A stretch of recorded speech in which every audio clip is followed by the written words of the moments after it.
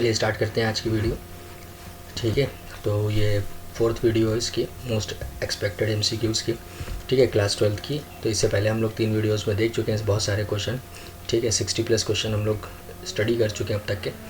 आइए देखते हैं कि आज के में कौन कौन से क्वेश्चन है मोस्ट एक्सपेक्टेड क्वेश्चंस, जो बोर्ड के भी क्वेश्चंस होंगे और जो आने वाले हैं जिनके चांसेस ज़्यादा से ज़्यादा हैं आने के। आइए स्टार्ट करते हैं हम लोग। ठीक है, फर्स्ट क्वेश्चन से। तो फर्स्ट क्वेश्चन हमारे पास ये है, प्रोबेबिलिटी का क्वेश्चन लिया है हम लोगों ने। If P A, probability of A दी गई है हमारे पास, कितना दिया गया है 4/5 और प्रोबेबिलिटी ऑफ ए इंटरसेक्शन भी 7/10 है। तो हमसे कहा गया कंडीशनल प्रोबेबिलिटी निकाली b/a की। ठीक है, तो आइए सबसे पहले हम लोग देख लेते हैं कंडीशनल प्रोबेबिलिटी क्या है हमारे पास। ठीक है, प्रोबेबिलिटी ऑफ b/a। ठीक है, प्रोबेबिलिटी ऑफ b/a का फार्मूला क्या हो जाएगा हमारे पास, probability of b intersection a upon क्या हो जाएगा हमारे पास, प्रोबेबिलिटी ऑफ a। ठीक है, तो ये हमारे पास कंडीशनल प्रोबेबिलिटी का फार्मूला होता है। ठीक है, आइए सबसे पहले समझ लेते हैं कि कंडीशनल प्रोबेबिलिटी क्या होती है हमारे पास, फिर उसके बाद हम इस क्वेश्चन को सॉल्व करेंगे। ठीक है, कंडीशनल प्रोबेबिलिटी को देख लेते हैं सबसे पहले। ठीक है, कंडीशनल प्रोबेबिलिटी हमारे पास क्या है। ठीक है, तो आइए डिस्कस कर लेते हैं हमारे पास। ठीक है, let A and B be the two non empty events, B the two non empty events. ठीक है, नॉन इम्पिटी इवेंट्स। ठीक है, इवेंट्स एसोसिएटेड। ठीक है, associated with a sample space,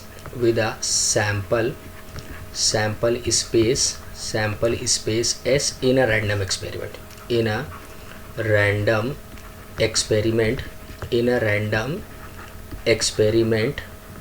ठीक है, in a experiment, then the conditional probability,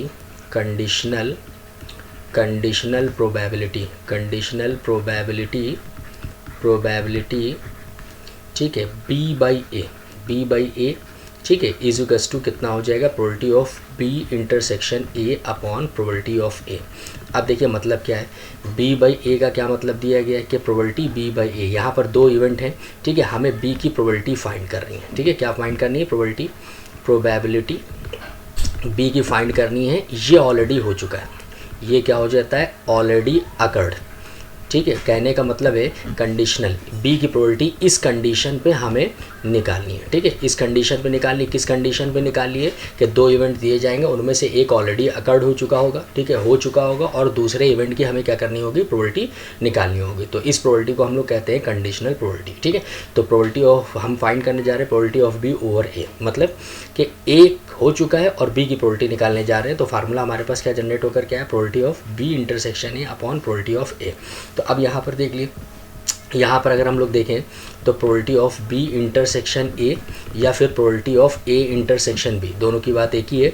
ये कितना दिया गया है, 7/10 दिया गया। ठीक, और उसके बाद हमको क्या दिया गया, प्रोबेबिलिटी ऑफ a दिया गया है, वो कितना दिया गया है, वो दिया गया 4/5। आइए इसमें वैल्यू में रख देते हैं इस फार्मूले में। तो हमारे पास कितना आ जाएगा, हमारे पास आ जाएगा 7/10 अपॉन a की कितनी प्रोबेबिलिटी दी गई, 4/5। कितना दिया गया, 4/5 दिया गया। बात समझ में आ गई। तो अब अगर हम लोग देखें 5 को ऊपर ले जाते हैं और 10 को नीचे, तो कहने का मतलब है कि 7 × 5 अपॉन ये कितना हो जाएगा, 10 × 4। ठीक है, तो अब यहाँ से अगर आप देखेंगे 5 1 ज़ा 5, 5 2 ज़ा 10, तो हमारे पास टोटल वैल्यू कितनी आ गई, 7/8। तो कौन सा ऑप्शन करेक्ट है, ठीक है, ऑप्शन सी इज़ करेक्ट।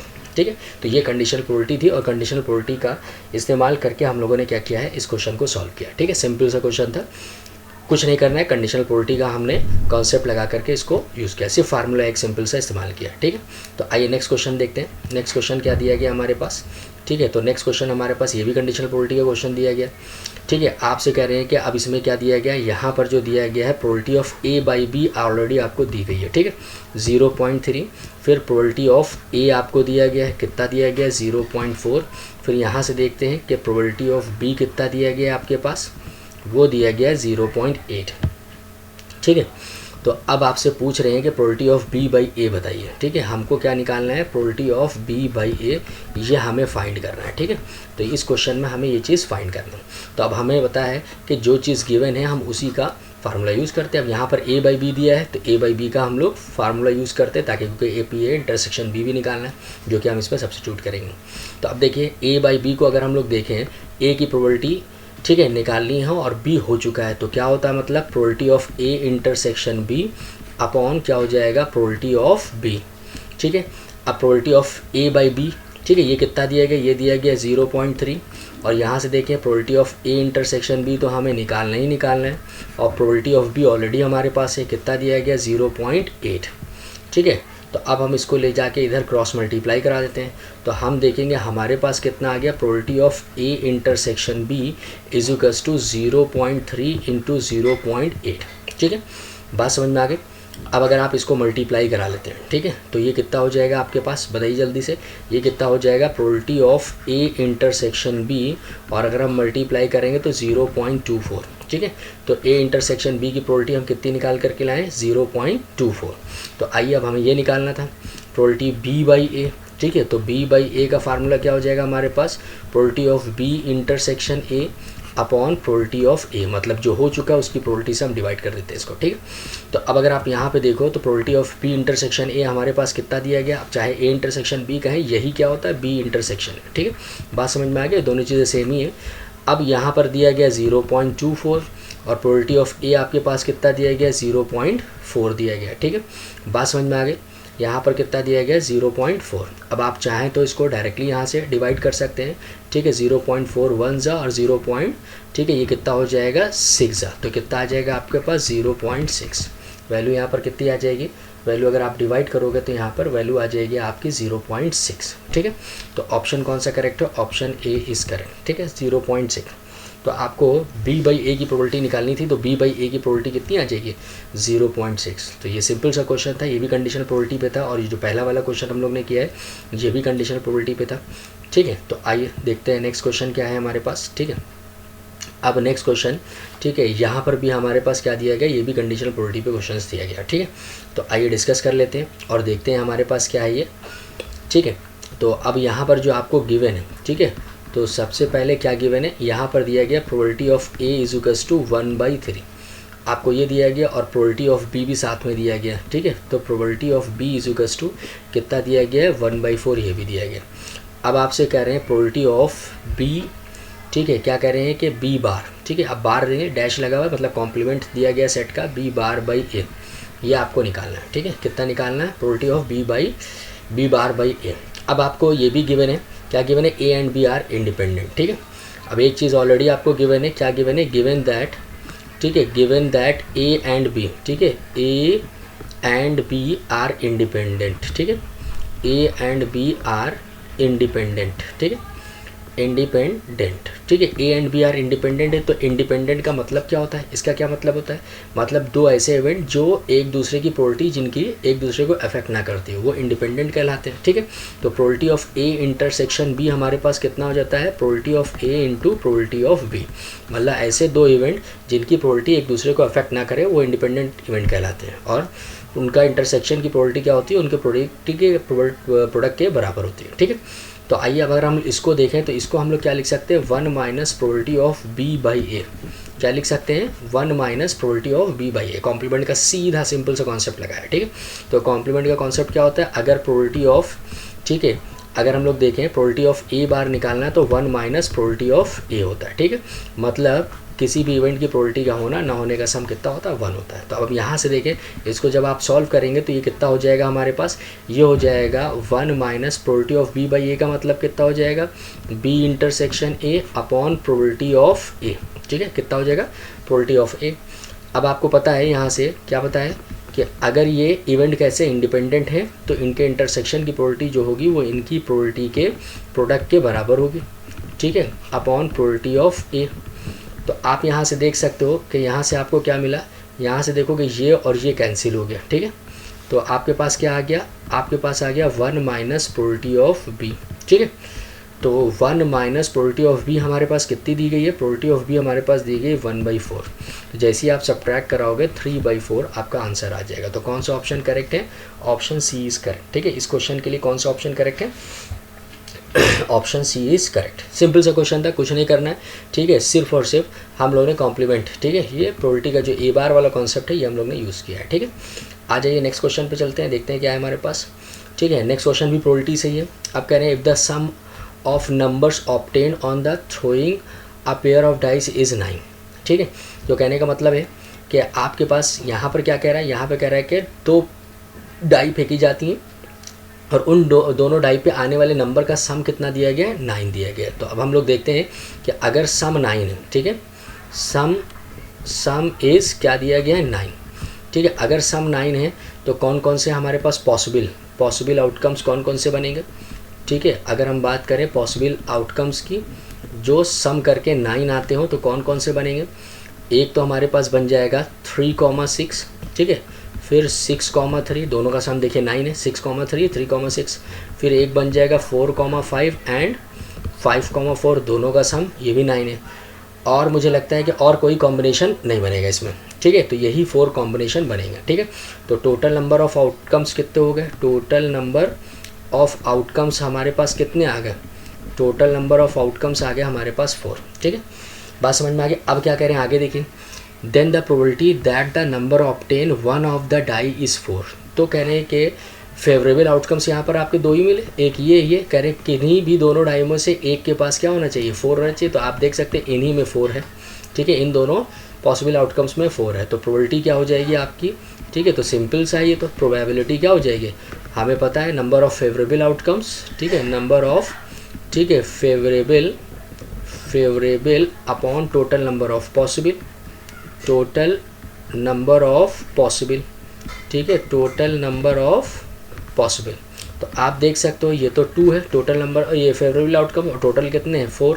तो सिंपली ये डिवाइड कर दो तो ये तो 1/2 आ जाएगा। बहुत छोटा सा क्वेश्चन था ये, तो ये ऑप्शन क्या होगा, करेक्ट होगा। ठीक है, तो इसका ऑप्शन क्या हो जाएगा, इसका ऑप्शन हमारे पास हो जाएगा ऑप्शन डी इज़ करेक्ट। ठीक है, तो ये ऑप्शन करेक्ट होगा। सिंपल सा क्वेश्चन है, इसमें ज़्यादा कुछ करना नहीं है। ठीक है, प्रोबेबिलिटी का है ये। इस टाइप के MCQs आपको बोर्ड के पेपर में, ठीक है, बोर्ड एग्जामिनेशन में आपको मिलेंगे। ठीक है, बोर्ड एग्जामिनेशन में अगर हम बात करें, ठीक है, एग्जामिनेशन 2026 में इस टाइप के क्वेश्चन आपको मिलने वाले हैं। ठीक है, यही सारे क्वेश्चन पूछे जाएंगे जो भी हमने कंडीशनल प्रोबेबिलिटी के क्वेश्चन उधर कराए वो, और प्लस ये क्वेश्चन है। ये क्वेश्चन आपको मिलेंगे, इस टाइप के MCQs आपको मिलेंगे, क्योंकि MCQs की अगर आप बात करोगे, ठीक है, तो 18 MCQs और 2 जो होते हैं वो आपके असर्शन है और रीज़न होते हैं। ठीक है, बात समझ में आ गई। तो 18 मार्क्स आपके जो है कवर करने हैं MCQs से। ठीक है, आइए नेक्स्ट देखते हैं कौन सा क्वेश्चन है हमारे पास। तो नेक्स्ट क्वेश्चन हमारे पास ये है, वेक्टर अलजेब्रा से है क्वेश्चन। ठीक है, तो नेक्स्ट क्वेश्चन हमारा वेक्टर अलजेब्रा से, आइए देखते हैं।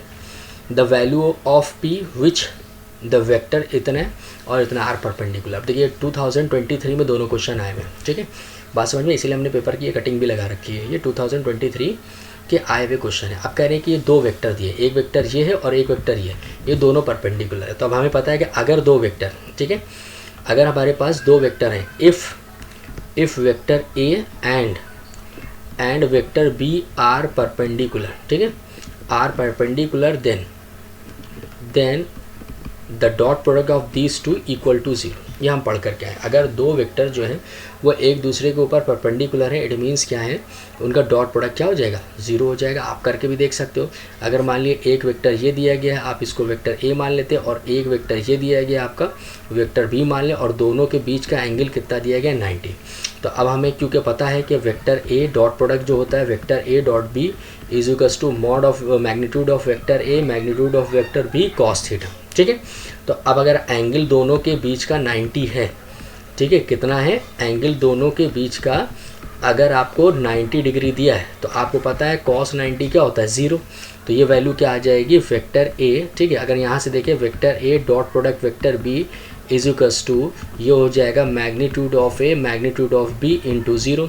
तो ये टोटल वैल्यू क्या हो जाएगी, 0 हो जाएगी। तो vector A dot B is equals to 0। तो इसलिए ये हमें पता चला अगर 2 वेक्टर जो है हमारे पास परपेंडिकुलर है, अगर 2 वेक्टर परपेंडिकुलर हैं तब उनका डॉट प्रोडक्ट क्या होता है, 0 होता है। तो यही कॉन्सेप्ट हम यहाँ पर लगाने वाले हैं। तो आइए vector A dot product vector B हम 0 लेते हैं। ठीक है, तो क्या दिया गया, पहला वेक्टर 2i प्लस पी जे, ठीक है, और प्लस के हो जाएगा डॉट प्रोडक्ट, ठीक है, -4i minus 6j minus 2k is equals to 0। अब देखिए 2 को इससे मल्टीप्लाई कर देंगे, i डॉट i 1 होता है, तो ये कितना हो जाएगा, माइनस का 8 हो जाएगा, और p को इससे करेंगे तो माइनस का 6p, क्योंकि j डॉट j 1 होता है, k को इससे करेंगे तो माइनस का 2 हो जाएगा इक्वल टू 0। ठीक है, बात समझ में आ गई? तो ये कितना हो जाएगा आपके पास, ये आ जाएगा। क्लियर है? बोलिए। अब देखिए एक बार फिर से देख लिएगा ज़रा, ये मल्टीप्लिकेशन में एक बार फिर से देख लीजिए, 2i है, 4j है, p है और 6j है और फिर ये 2 है। हाँ ठीक है, तो 2 4 जा 8 हो गया, फिर p को इससे करेंगे तो ये माइनस का 6 हो जाएगा, ठीक है, और फिर k को 2 से करेंगे तो ये आ जाएगा। तो अब ये कितना हो जाएगा, ये हो जाएगा माइनस का 10 माइनस 6p, ठीक है, इज़ुकस टू 0। तो आप देख सकते हैं इसमें तो कुछ और आंसर आ रहा है, ठीक है, ये हो जाएगा माइनस का 6p इज़ुकस टू, देखिए प्लस माइनस का सब्ट्रैक्शन तो नहीं हो रहा, बस एक बार देख लेता हूँ, ठीक है, इधर माइनस है उधर के है, तो आप यहाँ से देख सकते हैं 2 4 जा 8 हो गया और ये माइनस का 8 हो गया, क्योंकि ये माइनस का 4 दिया गया है, वेरी गुड। और p की अगर हम बात करें 6 से मल्टीप्लाई कर दिया तो ये माइनस का है, और फिर k की अगर हम बात करें तो ये माइनस का, हाँ ठीक है, ठीक है, तो ये हो जाएगा आपका 10k। तो p की वैल्यू जो आपकी निकल के आएगी वो -10/6, मतलब ये हो जाएगा 5/3, माइनस का 5/3। तो ये मुझे लगता है कि जो इसमें क्वेश्चन में मिस्टेक है, ठीक है, इसका ऑप्शन जो होगा वो कितना आ जाएगा, 5/3 आ जाएगा, माइनस का 5/3 आ जाएगा, ये क्वेश्चन का सलूशन होगा, ठीक है। कहीं ना कहीं कुछ मिस्टेक है, क्योंकि ये अगर ये तो दिख नहीं रहा है कि कोई ऑप्शन इसमें से बनेगा, तो ये कितना आ जाएगा 5/3 यहाँ से दिख रहा है, ये 17 तो पॉसिबल ही नहीं है, क्योंकि ये 4 है, ये 2 है, 4 2 जा 8 हो जाएगा। The value for we the vector इतने इतने are perpendicular to each other, एक दूसरे का परपेंडिकुलर एंड ग्राउंड पर 0 होगा, ठीक है, कॉन्सेप्ट तो बिल्कुल क्लियर है, ठीक है, ऑप्शंस मिस्टेक है। आइए नेक्स्ट क्वेश्चन पे चलते हैं, ठीक है। तो अब यहाँ से नेक्स्ट क्वेश्चन क्या, प्रोजेक्शन पूछा गया, वेक्टर इसका और इसका प्रोजेक्शन पूछा गया, ठीक है। तो देखिए प्रोजेक्शन का मतलब क्या हो जाएगा, अगर वेक्टर ए का, ठीक है, हमें प्रोजेक्शन निकालना है किस पे, वेक्टर बी पे, ठीक है, क्या निकालना है, प्रोजेक्शन वेक्टर बी पे, तो क्या हो जाता है हमारे पास a डॉट बी, ठीक है, और जिस पे निकालने हैं उसी के मैग्नीट्यूड से हम डिवाइड कर देते हैं, ठीक है। बात समझ में आ गई, ए का प्रोजेक्शन हम किस पे निकाल रहे हैं, बी पे, ठीक है। तो अब देखिए यहाँ पर दोनों वेक्टर क्या दिए गए हैं, आपको वेक्टर ए कितना दिया गया, सबसे पहले इधर से देख लिए, वेक्टर ए आपके पास दिया गया 2i + 3j, कितना दिया गया है 2i + 3j, और वेक्टर बी कितना दिया गया है वो देख लेते हैं, वेक्टर बी दिया गया 3i - 2j, कितना दिया गया है 3i - 2j। अब आइए देख लेते हैं यहाँ पे डॉट प्रोडक्ट और उनका मैग्नीट्यूड, ठीक है। तो मैग्नीट्यूड चाहिए तो आप अलग निकाल लीजिए, मैग्नीट्यूड ऑफ बी कितना हो जाएगा, बी के ये आई जे के कोफिशिएंट के स्क्वायर का सम, तो 3 स्क्वायर हो जाएगा और ये माइनस का 2 स्क्वायर हो जाएगा, तो वैल्यू यहाँ से कितनी हो गई, ये 9 आ गई, ये 4 आ गई, तो ये आ गया √13, ठीक है। तो अब यहाँ पर रख देते हैं a डॉट बी का मतलब 2i + 3j dot product of, ये कितना हो जाएगा 3i - 2j अपॉन ये कितना हो जाएगा √13, ठीक है। तो अब यहाँ से देखिए 2 3 जा 6, ठीक है, i डॉट i 1 हो जाएगा, 3 2 जा 6 वो भी माइनस का, j डॉट j 1 हो जाएगा अपॉन √13, तो कुल मिला के यहाँ पे 0 अपॉन √13 मीन्स 0 है, तो ऑप्शन 0 आ गया। देखिए कौन सा ऑप्शन है, ठीक है, ए ऑप्शन इज़ करेक्ट, ठीक है, सेकंड वाले का ऑप्शन ए करेक्ट होगा, ठीक है, तो ए ऑप्शन इज़ करेक्ट। कौन सा ऑप्शन करेक्ट है इसका ऑप्शन ए करेक्ट होगा, ठीक है। बात समझ में आ गई, सिंपल सा क्वेश्चन था प्रोजेक्शन का, ठीक है, a dot B upon magnitude of B, ठीक है, जिसके ऊपर प्रोजेक्शन निकाल रहे हैं उसके मैग्नीट्यूड से हम डिवाइड करते हैं, ठीक है। आइए नेक्स्ट क्वेश्चन पे चलते हैं। तो नेक्स्ट क्वेश्चन भी देखिए CBSE 2023 में ये क्वेश्चन आ चुका है। अब इसमें से कह रहे हैं कि vector a dot i + j, vector a dot i + j + k = 1, मतलब चारों इक्वल हैं, ठीक है, तीनों इक्वल है किसके, 1 के। तो बताइए a वेक्टर की पॉसिबिलिटी क्या है, ठीक है। अब a वेक्टर इनमें से वो हो सकता है जो सेटिस्फाई कर दे। अब अगर आप देखिए इसको एलिमिनेशन मेथड का इस्तेमाल करेंगे, ऑप्शन का ही इस्तेमाल करके हम करेंगे इसको।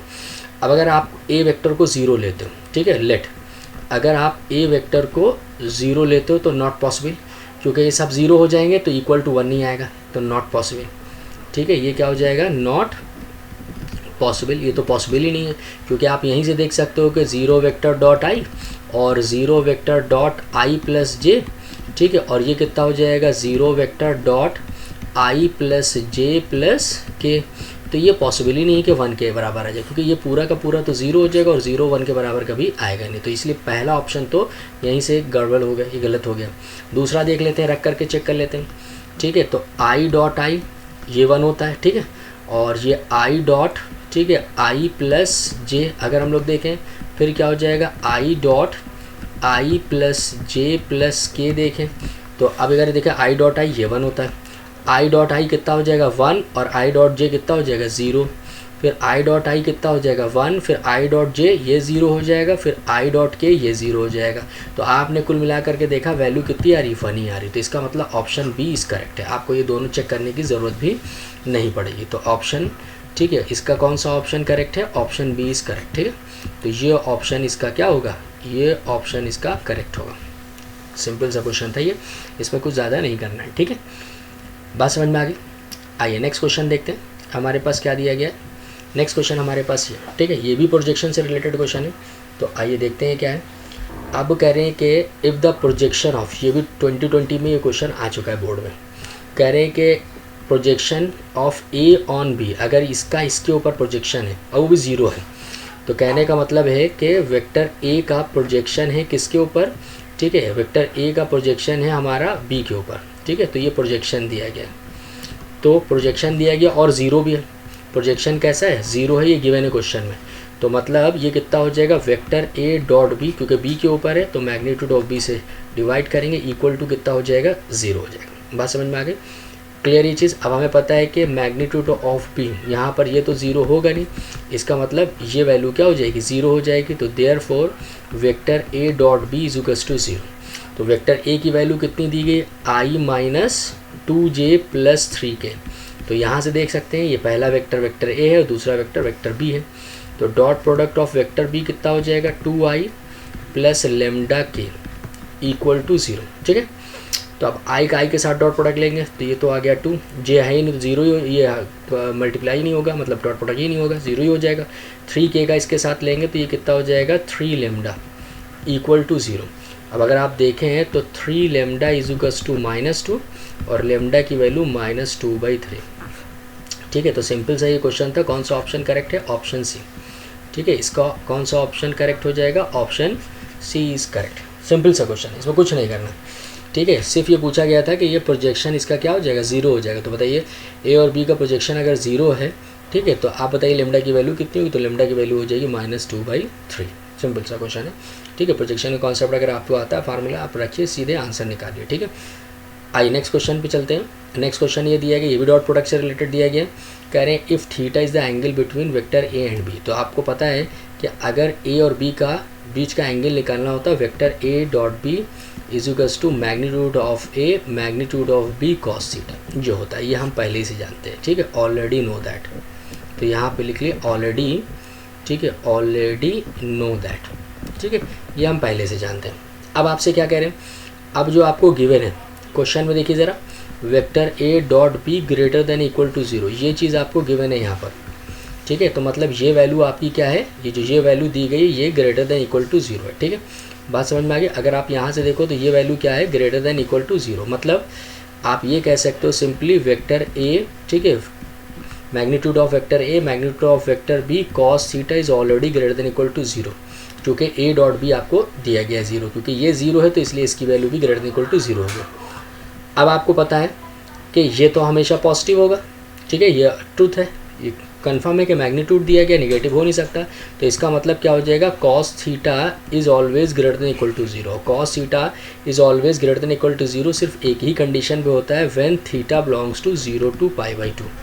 ठीक है, जब थीटा की वैल्यू 0 to π/2 होगी तभी आप देख सकते हो 0 भी वैल्यू होगी उसकी, और क्या होगी, 0 से बड़ी भी होगी। अदरवाइज जैसे ही 90 के पास जाएगा तो कॉस थीटा की वैल्यू क्या हो जाएगी, निगेटिव हो जाएगी। ठीक है, जैसे ही ये इससे आगे एक्सीड करेगा, ठीक है, ये π/2, ये 0 से π/2 चल रहा है, यहाँ तो आपको पॉजिटिव मिलेगा। ठीक है, बस में जैसे ही π/2 से आगे बढ़ेगा तो यहाँ पर वैल्यू क्या हो जाएगी, ठीक है, सर यहाँ π/2 कर लिए, π/2 से आगे बढ़ेगा तो ये वैल्यू क्या हो जाएगी, निगेटिव हो जाएगी। ठीक है, तो इसलिए कौन सा ऑप्शन इसका करेक्ट हो सकता है, ठीक है, इसका ऑप्शन जो करेक्ट होगा वो ये होगा। ठीक है, ऑप्शन बी, मतलब आप इसको ऐसे भी लिख सकते हो, 0 is less than equal to theta is less than equal to π/2। इस इंटरवल को आप इस फॉर्म में लिख सकते हो, क्योंकि दोनों वैल्यूज़ क्या हैं, इंक्लूडेड हैं।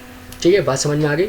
आई होप कि ये क्वेश्चन समझ में आ गए होंगे। छोटा सेशन था ये, क्वेश्चन हम लोग ने 9-10 ही क्वेश्चन हम लोग लेकर के आए थे ये आज। ठीक है, तो उम्मीद करते हैं कि नेक्स्ट वीडियो में जो है और MCQs हम लोग लेकर के आएंगे।